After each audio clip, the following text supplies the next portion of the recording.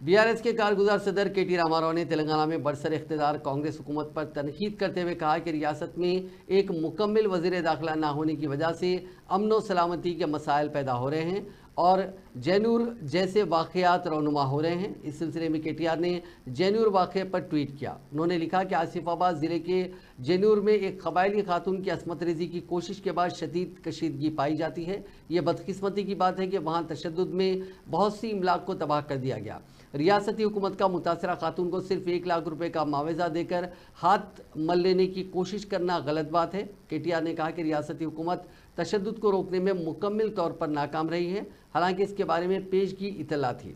रियासती हुकूमत जैनूर में अमन की बहाली के लिए फौरी इक़दाम करे। उन्होंने मुतालबा किया कि मुतासरा खातून का बेहतर इलाज किया जाए और मुलजिम को सख्त से सख्त सज़ा दी जाए और उन लोगों की मदद की जाए जिन्होंने फसादात में अपने घर और दुकानें खो दी हैं। केटीआर ने कहा कि रियासत को 9 माह तक मुकम्मल वज़ीर दाखिला के बगैर चलाने की वजह से इस तरह के लॉ एंड ऑर्डर के मसाइल अक्सर पैदा होते हैं।